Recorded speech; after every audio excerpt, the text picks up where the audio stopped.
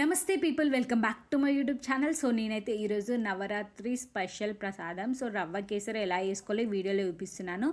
దానికోసం అయితే ఫస్ట్ ఒక ప్యాన్లో కొంచెం 1 స్పూన్ వరకు గీ యాడ్ చేసుకొని కట్ చేసుకున్న డ్రై ఫ్రూట్స్ నేను ఇక్కడ కాజు, బాదాం, కిస్మిస్ వీటిని మంచిగా చిన్నగా కట్ చేసుకొని మంచిగా కలర్ చేంజ్ అయ్యేంత వరకు ఫ్రై చేసుకొని పక్కన పెట్టుకొని నెక్స్ట్ అదే ప్యాన్లో 1 కప్ వరకు సన్న రవ్వ, బాంబే రవ్వ, సన్న రవ్వ యాడ్ చేసేసుకొని మంచిగా దీన్ని కూడా కలర్ చేంజ్ అయ్యేంత వరకు మీడియం కానీ లో ఫ్లేమ్లో కానీ పెట్టుకొని కలర్ చేంజ్ అయ్యేంత వరకు మంచిగా ఫ్రై చేసుకోవాలి. కలర్ చేంజ్ అయిన తర్వాత 1 కప్ రవ్వకి ఒక 3 కప్స్ ఆఫ్ వాటర్ యాడ్ చేయండి. వాటర్ ఒకటేసారి యాడ్ చేయకుండా కొంచెం వాటర్ యాడ్ చేస్తూ దీన్ని మిక్స్ చేసుకుంటూ మధ్య మధ్యలో వాటర్ వేసి మిక్స్ చేయాలన్నమాట.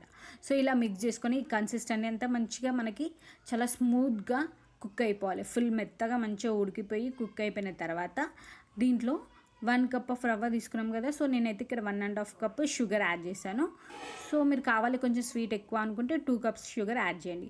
షుగర్ కూడా యాడ్ చేసిన తర్వాత దీన్ని మళ్ళీ అలాగే మీడియం ఫ్లేమ్లో పెట్టుకొని మంచిగా మిక్స్ చేసుకోవాలి. కన్సిస్టెన్సీ చూసారు కదా వీడియోలో, అంత స్మూత్గా రావాలన్నమాట మనకి. ఫైనల్గా మనం ఫ్రై చేసుకున్న డ్రై ఫ్రూట్స్తో గార్నిష్ చేసుకుంటే ఈజీగా మనకి రవ్వ కేసరి అయితే రెడీ అయిపోతుంది.